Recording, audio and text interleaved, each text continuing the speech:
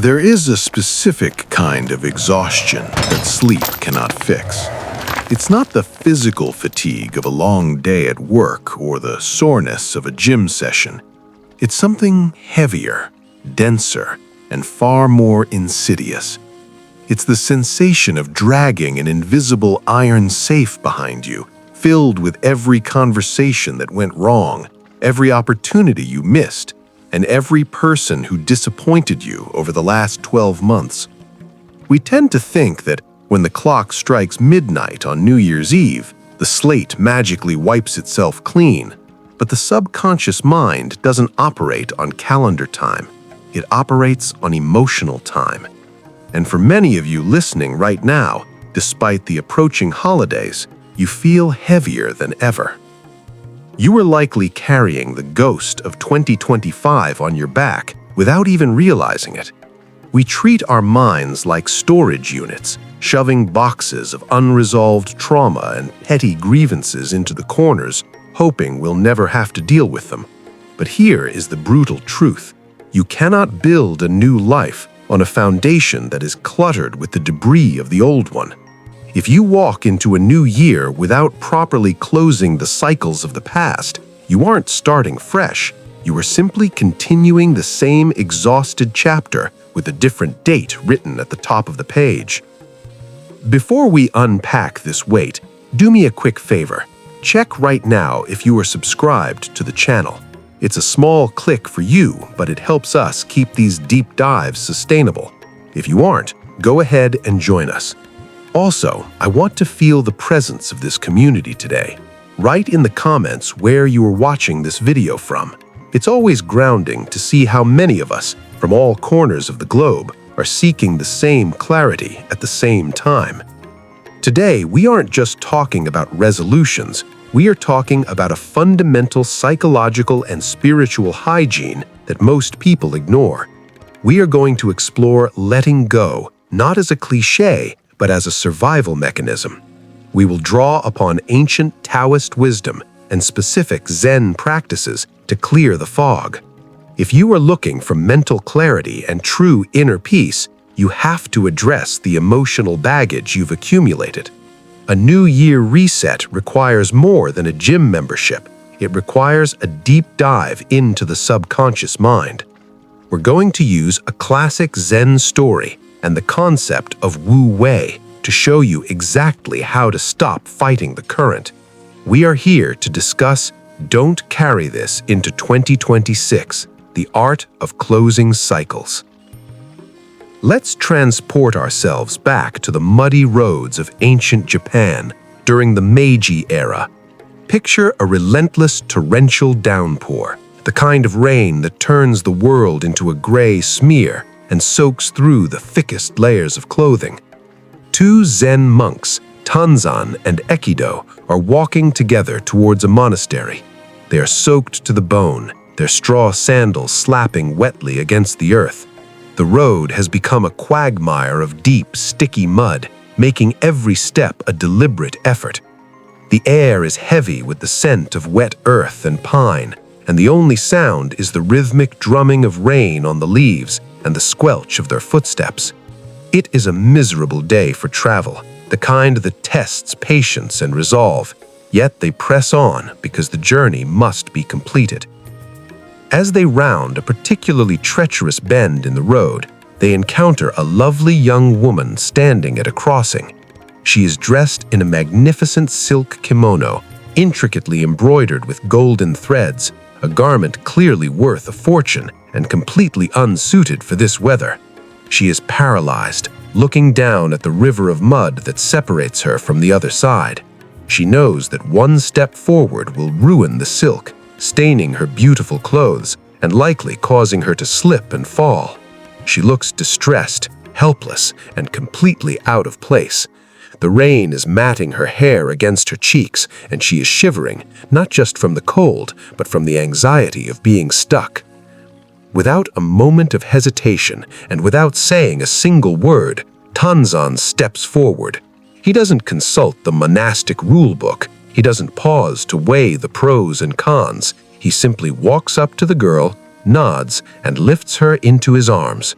He carries her effortlessly, like a sack of rice, wading through the deepest part of the mud. The mud sucks at her legs, rising almost to her knees, but he moves with stability and purpose. He carries her across the intersection, setting her down gently on the dry ground on the other side. She bows to gratitude, he bows back, and then he turns to rejoin his companion. The entire interaction takes less than a minute. Ekido, however, is watching this with wide eyes. He is stunned. He is frozen in a mixture of disbelief and rising indignation. You see, monks of their order are strictly forbidden to touch women, especially in such an intimate manner. To Ekido, what Tanzan just did wasn't an act of kindness. It was a flagrant violation of their vows. It was a sin. It was a breach of the holy code they had dedicated their lives to protecting. But he says nothing. He swallows his shock, clenches his jaw, and follows Tanzan. The rain continues to pour, but now the silence between them is heavier than the storm. They walk for miles. 1 hour passes, then 2, then 3. The landscape changes from the muddy lowlands to the rocky foothills, but the dynamic between the two men has shifted fundamentally. Tanzan is walking with a light step, enjoying the scenery, perhaps humming a quiet tune under his breath, completely at ease with the world. But Ekido is brooding. With every mile, his internal dialogue becomes louder and more aggressive. He is replaying the scene over and over in his mind. How could he do that? What kind of monk is he? Doesn't he respect the order? The anger is physically manifesting in his body. His shoulders are tight, his breath is shallow, and his brow is furrowed. Night begins to fall as they approach their lodging temple. The shadows stretch long across the path, and the rain finally slows to a drizzle. Ekido can no longer contain the pressure building inside him. It's like a dam breaking. He stops abruptly, turning to Tanzan with a face flushed with hours of suppressed rage. "I cannot believe you," he bursts out, his voice cracking with emotion. "We monks are not supposed to go near females, especially not young and lovely ones. It is dangerous. It is against the rules. Why did you do that?" He is practically shaking, the accusation hanging in the damp air like a weapon. Tanzan stops and looks at his friend with genuine surprise. His face is calm, open, and completely free of guilt. He tilts his head slightly, observing the turmoil in Ekido's eyes. There is a long pause, a moment of profound contrast between Ekido's agitation and Tanzan's tranquility. Tanzan smiles gently, a compassionate smile that holds no judgment, only a deep understanding of the human condition. "Oh, you mean the girl?" Tanzan asked softly, his voice steady. "I left her back there at the crossing hours ago." He pauses, letting the words sink in, and then delivers the question that echoes through the centuries. "Why are you still carrying her?" This question hits Ekido like a lightning bolt. In that instant, the reality of the situation crashes down on him. Physically, the girl had been gone for hours. She was back at the crossing, likely drying off and drinking tea. But mentally, Ekido had been carrying her, and the weight of his judgment, his anger, and his rigid expectations for 5 straight hours. He had been trudging through the mud not just with his own body weight, but with the crushing burden of a past event that no longer existed. Tanzan had carried the physical weight for a minute. Ekido had carried the emotional weight for half a day. This story is not really about monks, and it's not really about a girl in a kimono. It is about you, and it is about 2025. Think about the last 12 months. How many girls at the crossing are you still carrying right now? Perhaps it was a business deal that fell through in March. The physical event is over. The papers are filed. The Zoom call ended months ago. But you are still carrying the failure. You are still replaying the conversation in the shower, thinking of what you should have said, analyzing whose fault it was, letting the resentment rot in your stomach. That is the girl. You are Ekido, marching toward 2026, furious about something that doesn't even exist in the present moment. The problem with Ekido, and the problem with us, is the illusion of control and the rigidity of our moral code. Ekido was suffering because he had a picture in his head of how the world should be. Monks should not touch women, rules should be followed. When reality clashed with his expectation, he couldn't process it. This is the fundamental equation of human suffering. Suffering equals reality minus expectations. When your expectations are rigid and reality is fluid, you create a gap. That gap is filled with pain. In 2025, you likely faced moments where reality didn't follow your script. Maybe a relationship ended that you thought was forever. Maybe a health scare shook your confidence. We carry these things because we believe that by thinking about them, we are somehow fixing them. This is the great lie of the anxious mind. We think that if we ruminate on the argument we had with our partner last week, we are working through it, but we aren't. We are just like Ekido, trudging through the mud, getting heavier and heavier, while the actual event is miles behind us. The subconscious mind doesn't distinguish well between a vivid memory and a current event. When you obsess over a past hurt, your body releases the same stress hormones, cortisol and adrenaline, as if the hurt were happening right now. You are physically aging yourself over a ghost. Consider the moral superiority Ekido felt. He felt he was the better monk because he followed the rules. How often do we hold on to grudges because we feel we were right? They wronged us. They were the ones who lied. They were the ones who cheated. Holding on to that anger feels like a shield. It feels like justice. But look at the story. Who was at peace? The one who broke the rule but kept his heart light, or the one who followed the rule but kept his heart into a stone? Being right is a very heavy trophy to carry into a new year. It's a trophy that rusts and weighs you down. This mental ghost creates a filter through which we see everything else. Because Ekido was angry, he likely didn't notice the sunset. He didn't taste the water he drank. He missed his life because he was stuck in his head. If you carry the disappointments of 2025 into 2026, you will view every new opportunity through the lens of that disappointment. You won't see the new partner as they are. You'll see them through the shadow of your ex. You won't see the new job offer as a fresh start. You'll see it through the fear of your previous layoff. You are contaminating the future with the toxins of the past. The irony is that we act as if letting go is a loss. We think, if I let go of this anger, I am saying what happened was okay. That is not true. Tanzan didn't say the mud wasn't muddy. He didn't say the rule against touching women didn't exist. He simply dealt with the reality of the moment, compassion, and then released it. He didn't attach his identity to the event. Ekido attached his identity to the rule. When you attach your identity to your trauma, letting go feels like dying, but it is actually the only way to live. We also have to talk about the sunk cost fallacy of emotions. We feel that because we have already spent so much time being angry or sad about something, we have to keep going to make it worth it. It's like waiting for a bus that is never coming just because you've already stood at the stop for an hour. It's irrational. The time you spent suffering in 2025 is gone. You cannot get it back by suffering more in 2026. The only rational move, the only move that preserves your sanity, is to cut the loss, put the girl down. There is a biological cost to this as well.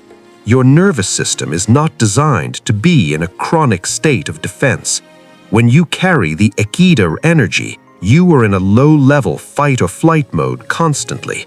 This exhausts your dopamine reserves, kills your creativity, and ruins your sleep.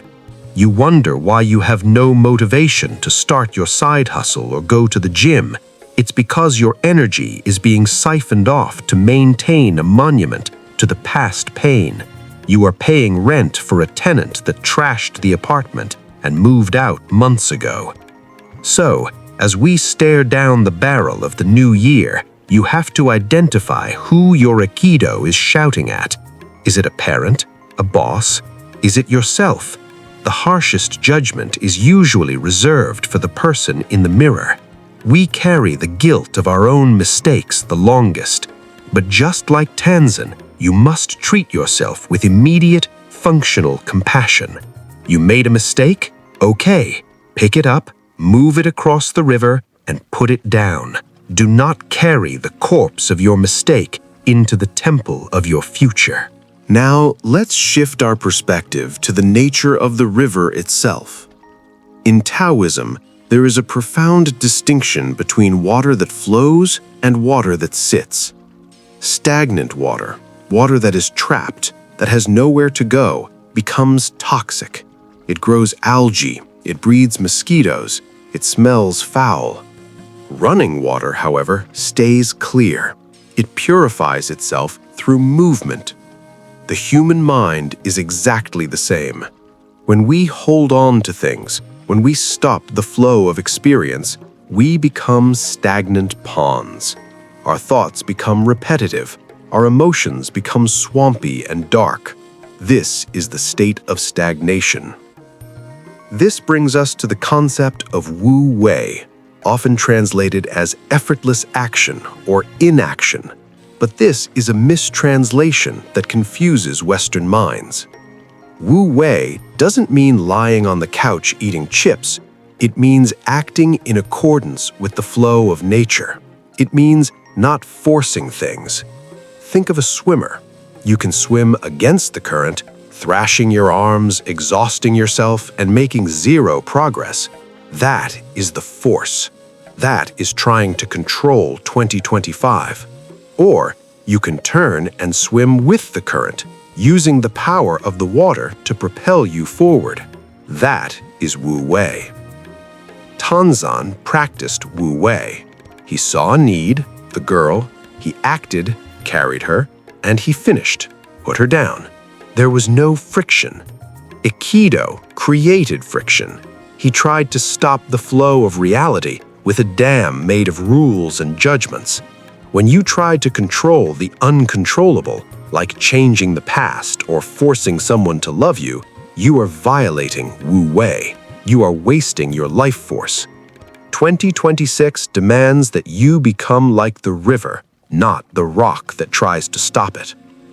The river does not carry the mountain with it, it flows around it. To enter the new year with power, you must adopt the philosophy of the water. Water is soft, yet it cuts through rock over time. Why? Because it doesn't resist. It yields, yet it persists. When you let go of the girl at the crossing, you are yielding to the reality that the past is over. This yielding is strength. It takes more courage to let go than it does to hang on. Hanging on is a reflex. Letting go is a deliberate, conscious art. Many of us are afraid of Wu Wei because we think if we stop worrying, everything will fall apart. We think our anxiety is the glue holding our lives together. If I stop stressing about my career, I'll become a failure. No, your stress is not fuel, it's the parking brake. You are driving with the handbrake on. Wu Wei is releasing the brake. You still steer, you still press the gas, but the resistance is gone. Imagine entering 2026 without that grinding friction. Imagine how much faster you could go. Stagnation happens when we fall in love with our own stories of victimhood. I am the person who was cheated on. I am the person who failed that business. When you repeat this story, you solidify it. You turn yourself into a stagnant pond. To flow is to say, that happened. It was painful. Now, what is happening right now? This requires a radical presence. You cannot flow in the past. You can only flow in the now. The transition from 2025 to 2026 is an arbitrary line in the sand, but we can use it as a psychological trigger to re-enter the flow. It is a time to break the dam. If you have been feeling stuck, blocked, or heavy, it is simply because you are holding on to debris that is blocking the stream. The water wants to flow. Your life wants to move forward. You are the one standing in the way, holding on to the rocks of the past. The beauty of Wu Wei is that it trusts the intelligence of life. It trusts that if you let go of the old, the new will come. Nature abhors a vacuum. If you empty your hands of the baggage, you are finally free to catch the new opportunities. You cannot catch a new blessing if your hands are clenched in fists around an old curse. Open your hands. Let the water flow through. I want to do a small exercise right now in the middle of this video. I want you to crystallize this feeling into a single concept. If you could leave one single word, one emotion, one habit, one name on the riverbank of 2025, what would it be? Don't overthink it. Let it bubble up from your gut. Comment below right now. In 2025, I leave behind, and fill in the blank. Seeing it written down is the first step of the exorcism. Do it now. There is a dangerous misconception about detachment that we need to correct. In our culture, we often confuse detachment with indifference. We think to be Zen or Stoic means to be cold, unfeeling, a robot who doesn't care about anything. This is false. This is a defense mechanism, not wisdom. True detachment, the kind that Tanzan displayed, is not about a lack of emotion. It is about a lack of possession. It is the ability to experience an emotion fully, to let it wash over you, and then to let it pass without gripping it. Think of high-performance athletes. A basketball player misses a crucial shot in the final seconds of a game.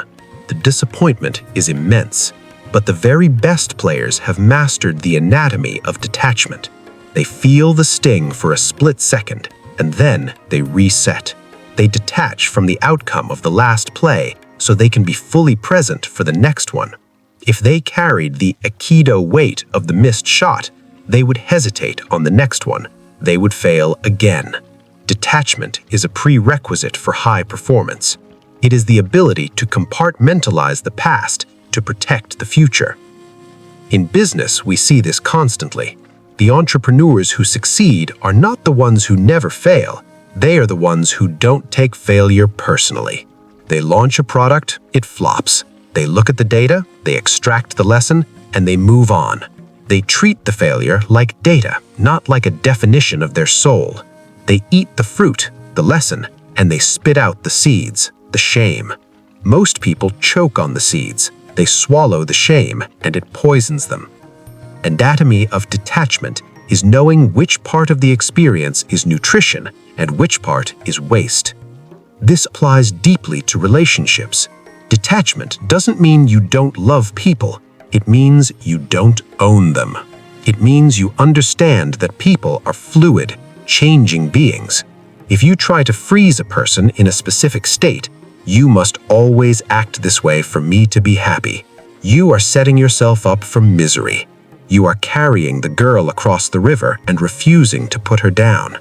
To love with detachment is to love the person as they are in this moment without demanding they fit your script of the past or future. We also need to detach from our own previous versions of self. You are not the same person you were in January 2025. You have different cells, different thoughts, different scars. Yet we often judge our current selves by the standards of our past selves. Or worse, we try to live up to a version of ourselves that no longer exists. I used to be able to run a marathon. "I used to be the top salesman," that person is gone. Detach from the ghost of who you were so you can inhabit the body of who you are. Detachment acts as a filter. Imagine your mind is a house with a front door and a back door. Thoughts and feelings come in the front door. You greet them. Hello, anger. Hello, sadness. You offer them tea. You sit with them. But you leave the back door open. You do not lock them in the basement. You allow them to leave when they are ready. Ekido locked his anger in the basement and swallowed the key. Tanzan kept the back door open. The pain you felt in 2025 is real. I am not asking you to pretend it didn't hurt. I am asking you to look at the wound and say, "This is a wound, it is not me." When you identify with the wound, it becomes a scar that limits your movement. When you detach from it, it becomes a scar that tells a story of survival. There is a massive difference between "I am sad" and "I am experiencing a wave of sadness." The first is identity. The second is a temporary state. Choose the second. This anatomy of detachment is the ultimate freedom. It means that your inner state is no longer held hostage by external events. The market crashes, you are stable. Your partner leaves, you are heartbroken but stable. You fail, you are stable. You become the eye of the storm. The chaos of 2025 swirls around you, but the center, the core of who you are, remains untouched. This is the only way to enter 2026 safely. So, how do we practically do this? Philosophy is useless if it doesn't translate into action. We cannot just think our way out of this, we must act our way out. We need a ritual. Rituals are powerful because they signal to the subconscious mind that a shift has occurred. They draw a line in the sand. I want you to give you a 4-step framework to physically and mentally close the cycle of 2025. Step 1 is visualization. I want you to find a quiet space, close your eyes, and imagine that you are wearing a heavy backpack. This backpack represents 2025. Feel the straps digging into your shoulders. Feel the weight. Now imagine taking it off and setting it on a table in front of you. Unzip it. What is inside? Don't be vague. Pull out the specific rocks. Pull out the argument with your brother. Pull out the rejection email. Pull out the day you felt like giving up. Look at them. Acknowledge them. Do not run from them. Giving them a form makes them manageable. Step 2 is the transfer. You need to move these thoughts from your mind to the physical world. Take a piece of paper and a pen. This is critical. Analog, not digital. The hand-brain connection is different when you write. Write down everything you are carrying. I am angry that I didn't get the promotion. I am sad that I gained weight. I am ashamed that I lied. Vomit it all onto the page. No editing, no polite language. Get the poison out. As you write, imagine the ink is draining the heavy energy from your brain and trapping it in the paper. The paper is now the container for your pain. Step 3 is radical gratitude. This is the hardest part. Look at the list of painful things. For every single item, you must find one hidden piece of gold, one lesson, one strength you gained. I didn't get the promotion, but I learned I need to improve my negotiation skills. I gained weight, but I realized I use food to cope with stress, and now I can address that. You are stripping the value from the experience. You are keeping the nutrient and preparing to discard the husk. Say thank you to the lesson. This transforms the energy from victimhood to ownership. Step 4 is the release. Take that piece of paper, go to a safe place, a sink, a fire pit, or just tear it into tiny shreds over a trash can. If you can burn it, burn it. Watch the paper turn to ash. Watch the physical representation of your Ekido weight disappear into smoke. As it burns, say out loud, "I leave this here, it is done." This sounds dramatic, but your subconscious needs drama. It needs a funeral for the past, so it can believe in the birth of the future. Once you have done this, you must consciously walk away. In your mind, cross the river. Visualize yourself stepping onto the dry bank of 2026. You are not carrying the girl. You are not covered in mud. You are light. You are clean. You are ready.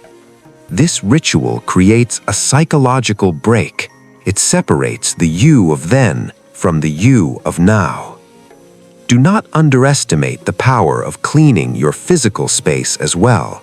The outer world reflects the inner world. If your desk is cluttered with papers from 2025, your mind will be cluttered with thoughts from 2025. Clean your room. Delete the old screenshots on your phone. Unsubscribe from the emails you don't read. Throw away the broken things. Make space. The universe cannot fill a cup that is already full. Empty your cup. As we come to the end of our walk together today, I want you to imagine that golden light of the setting sun hitting the temple, just like in the story of Tanzan and Ekido. But this time, you are not the angry monk fuming in the shadows. You are the one who walked through the mud, did what needed to be done, and then left the mud behind. 2026 is a blank canvas. It is a pristine white expanse of snow that no one has stepped on yet. Do not muddy it with the dirty boots of last year. You have the permission right now to lay your burden down. You do not need to carry the guilt. You do not need to carry the anger. You do not need to carry the what-ifs. You are free. The art of closing cycles is the art of dying to the past so you can be reborn in the present. Take a deep breath, hold it, and as you exhale, let it all go. If you are ready to build something new on this cleared foundation, if you want to know not just what to leave behind, but what to pick up, you need to understand your direction. I've put a video on the screen right now about finding your true purpose. It's the perfect next step after you've cleared the clutter. Click there and let's start building. I'll see you there.